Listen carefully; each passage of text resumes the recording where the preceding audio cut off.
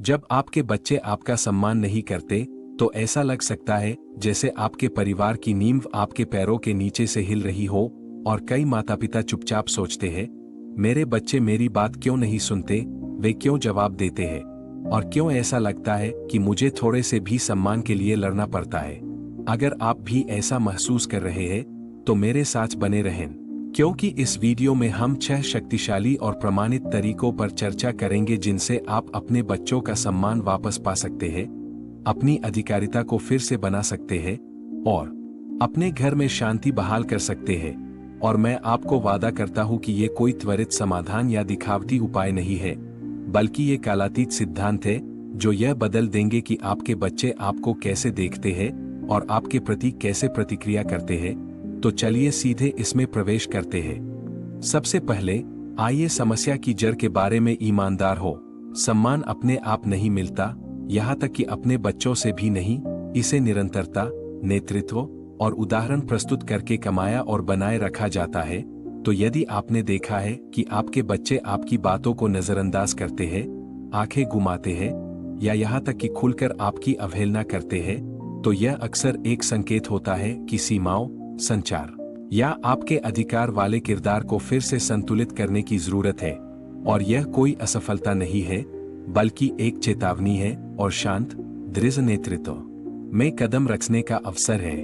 सम्मान वापस पाने का पहला शक्तिशाली तरीका है स्पष्ट, दृढ़ और निरंतर सीमाएं तय करना।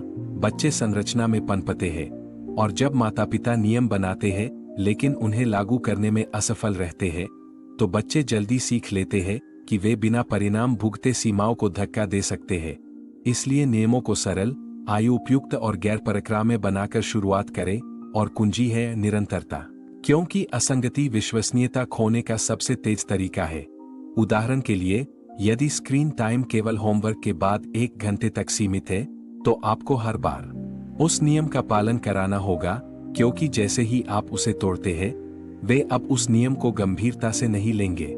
दूसरा तरीका है वह सम्मान दिखाना जो आप पाना चाहते हैं। बच्चे स्पंज की तरह होते हैं, वे केवल यह नहीं सोचते कि हम क्या कहते हैं, बल्कि यह भी कि हम उन्हें और दूसरों के साथ कैसा व्यवहार करते हैं।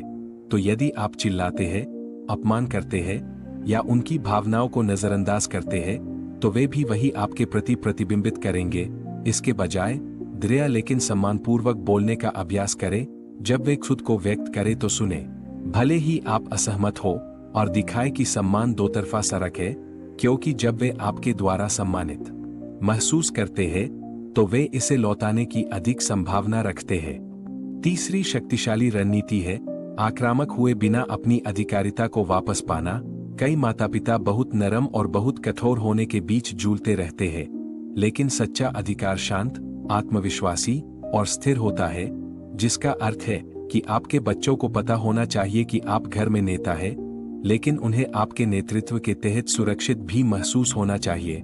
इसका मतलब है स्पष्ट निर्देश देना बजाय विनती करने के, गुस्से में फटने के बजाय अपने स्थान पर डटे रहना, और यह दिखाना कि आपके शब्द मायने रखते हैं क्योंकि आप उन पर अमल करते हैं। याद रखें, चिल्लाना और धमकाना वास्तव में सम्मान को कमजोर करता है, क्योंकि यह नियंत्रण खोने का संकेत देता है, लेकिन शांत दृढ़ता इसे बनाती है। चौथा तरीका है ऐसे परिणामों का पालन करना जो सिखाए, न कि दंड दे। परिणाम सम्मान के लिए आवश्यक है, लेकिन वे सार्थक और व्यवहार से जुड़े होने चाहिए। उदाहरण के लिए, यदि आपका बच्चा खाने के दौरान चिल्लाकर आपका अनादर करता है, तो एक स्वाभाविक परिणाम यह हो सकता है कि उन्हें मेज से हटा दिया जाए जब तक वे सम्मानपूर्वक बोलने के लिए तैयार न हो, या यदि वे तकनीक का दुरुपयोग करते हैं, तो परिणाम यह हो सकता है कि वे उस विशेषाधिकार को कुछ समय के लिए खो दें। यहाँ मुद्दा गुस्से में दंड देना नहीं है, बल्कि जिम्मेदारी और जवाबदेही सिखाना है, क्योंकि जब परिणाम निरंतर और न्यायसंगत होते हैं, तो बच्चे जल्दी सीखते हैं कि अनादर की कीमत चुकाना कभी भी फायदेमंद नहीं होता।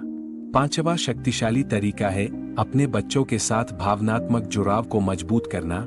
यह आपको चौंका सकता है, लेकिन अक्सर अनादर असंबंध का लक्षण होता है।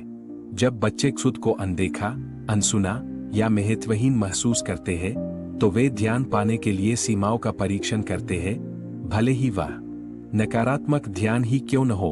इसका मुकाबला करने के लिए प्रत्येक बच्चे के साथ जानबूझकर एक समय बिताए, भले ही यह दिन में केवल 10 मिनट ही क्यों न हो।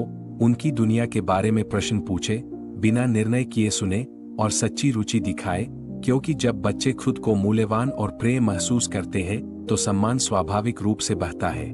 इसे इस तरह सोचे, जितना मजबूत बंधन होगा उतनी ही कम शक्ति संघर्ष की आवश्यकता होगी।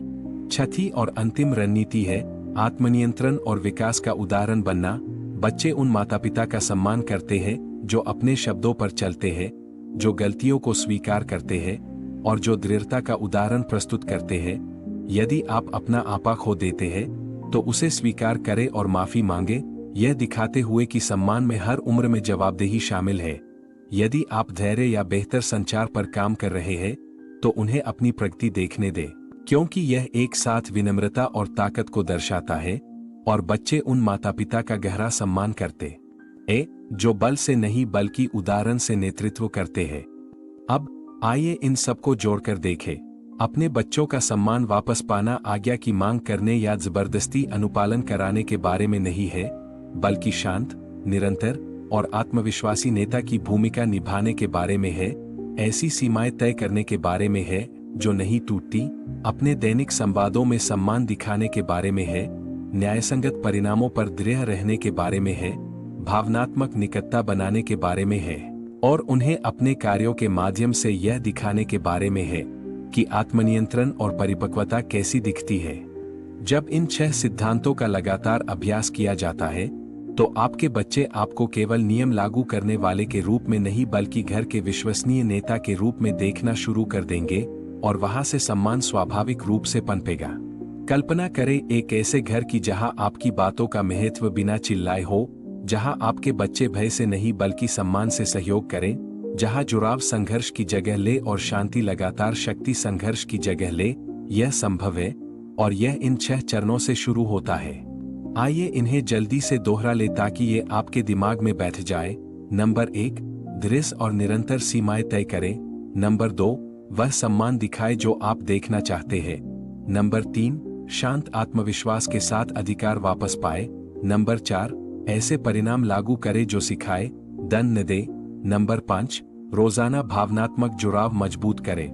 और नंबर 6, विकास और आत्मनियंत्रण का उदाहरण बने।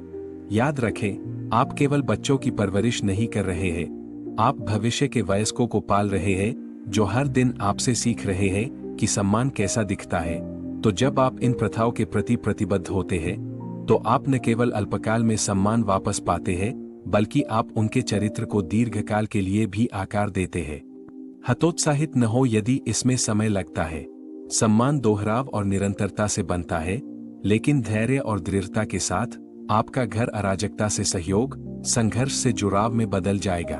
और अंत में मुझे आपको यह सच याद दिलाने दे, सम्मान आपसे शुरू होता है। जिस तरह से आप सामने आते हैं, जिस तरह से आप नेतृत्व करते हैं और जिस तरह से आप प्यार करते हैं, वह आपके बच्चों के जीवन में लंबे समय तक गूंजेगा।